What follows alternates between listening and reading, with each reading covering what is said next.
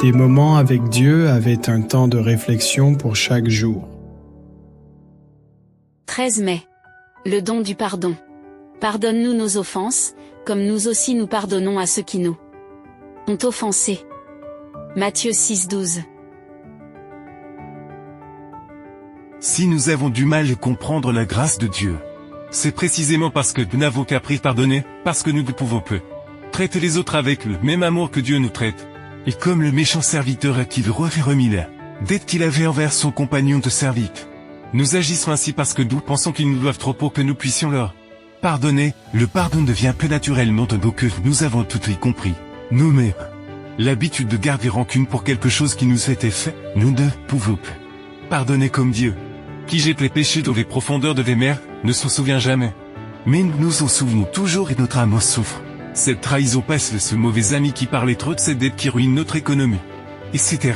Toujours le souvenir des mauvaises choses nous emprisonne pour nous ouvrir et les libertés. Et même en tant que chrétiens, nous ne faisons pas exception, nous allons toujours à Dieu dans les prières pour demander le pardon de nos péchés. Pourtant, lorsque nous devons pardonner, nous disons si je le fais pas, ceci Dieu me pardonne. Mais témoin, ainsi.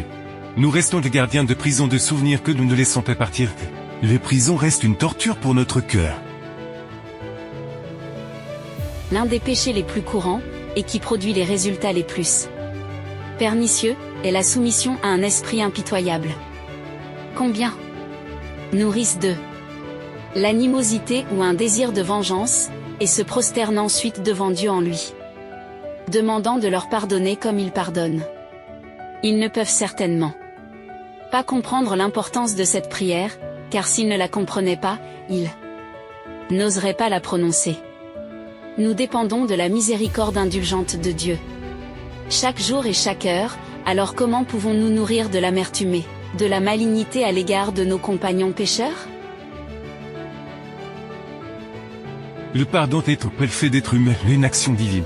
Exige qu'une puissance surnaturelle agisse en nous et nous donne ce pouvoir. Il n'est possible que si l'être humain se tourne vers Dieu et lui demande les forces de pardonner, afin que le souvenir d'une blessure passée ne fasse plus de ravages dans le présent. Que cette tranquillité d'esprit soit rétablie, et que même la vue de celui qui les blesse ne lui fasse plus passer de mauvais moments, mais il faut se soumettre à la puissance de Dieu, sinon c'est vain. Dieu peut travailler en nous. Mais si nous ne choisissons pas de pardonner, nous resterons victimes d'un passé qui ne nous laisse pas tranquilles. La clé est de se tourner vers Jésus. Et cet attribut viendra, naturellement au cœur, en pardonnant, nous pouvons à nouveau embrasser. Ouvrir la loi fait. Porte des prisons s'ouvre pour nous, pour sortir vers la liberté. Parce que nous avons été nus, même les prisonniers. Le fait que nous ayons une si grande obligation envers le Christ nous confronte à l'obligation la plus sacrée envers ceux pour qui il est mort pour les racheter. Nous devons manifester à leur égard la même sympathie, la même tendre compassion et le même amour de sacrifice que le Christ a manifesté à notre égard.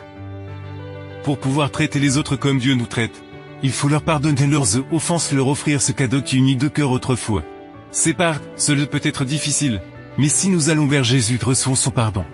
Dieu nous rendra capables de faire même pour les autres, le don du pardon nous libère. Nous-mêmes. Amen. Merci pour écouter cet audio. Nous vous invitons à partager avec votre. Contactez et visitez le site web. biblewell.com